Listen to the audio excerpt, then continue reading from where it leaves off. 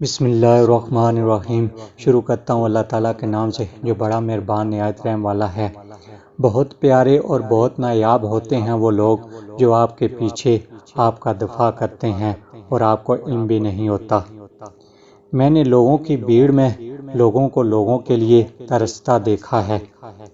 انسان کے کتنے چہرے ہیں یہ صرف وہ خود ہی جانتا ہے۔ ہم صرف اندھا اعتماد کر کے لوگوں کے ساتھ جڑ تو سکتے ہیں پر انہیں جان نہیں سکتے۔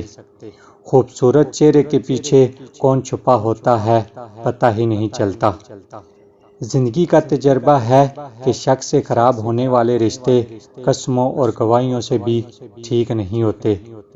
انسان ایک ایسا غافل منصوبہ ساز ہے، وہ اپنی ساری پلاننگ میں کبھی اپنی موت کو شامل ہی نہیں کرتا۔ کبھی کبھی میں اتنا تھک جاتا ہوں کہ صرف اللہ تعالیٰ سے بات کرنے کو دل کرتا ہے۔ اتنا خدا نے نہیں آزمایا جتنا لوگوں نے لوگوں کو آزمایا ہے۔ جسم کی چوٹ تو وقت کے ساتھ ٹھیک ہو جاتی ہے مگر لفظوں اور رویوں کے زخم کبھی نہیں ٹھیک ہوتے۔ رشتوں کا ہونا اتنا تکلیف دہ نہیں جتنا کہ رشتوں کے ہوتے ہوئے احساس کا مر جانا ہے۔ بھروسہ لفظ چھوٹا سا ہے لیکن ثابت کرنے میں پوری زندگی لگ جاتی ہے۔ آپ کا کردار ہی آپ کی پہچان ہے ورنہ ایک نام کے لاکھوں انسان ہیں۔ کبھی ایسا بھی ہوتا ہے کہ سکون کے لیے دعا کی نہیں کسی کے لفظوں کی ضرورت ہوتی ہے۔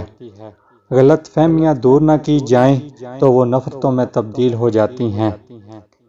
زندگی میں دو کام کبھی مت کرنا، جھوٹے انسان کے ساتھ محبت اور سچے انسان کے ساتھ ٹائم پاس۔ سر اٹھا کر رب سے نہ ملنے والی چیزوں کا تقاضا کرنے سے پہلے سر جھکا کر رب سے ملنے والی نعمتوں کا شکر تو ادا کر لیں۔ وہ دکھ جو رات بھر سونے نہیں دیتے ان کی مرہم تہجد میں موجود ہے۔ کامیابی یہ نہیں کہ آپ کتنے خوش ہیں، کامیابی یہ ہے کہ آپ کا رب آپ سے کتنا خوش ہے۔ ہم گرم کھانے کے ٹھنڈا ہونے کا انتظار کرتے ہیں تاکہ کھانے میں آسانی ہو جائے۔ اس طرح اختلافات کو بھی کچھ دنوں کے لیے اپنے حال پر چھوڑ دینا چاہیے تاکہ مناسب حل نکل آئے۔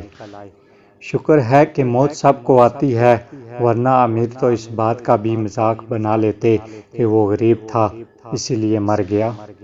رشتے گھڑی کے الارم نہیں کہ جب چاہا سیٹ کر لیا۔ بعض رشتوں کے نام نہیں ہوتے، مقام ہوتے ہیں۔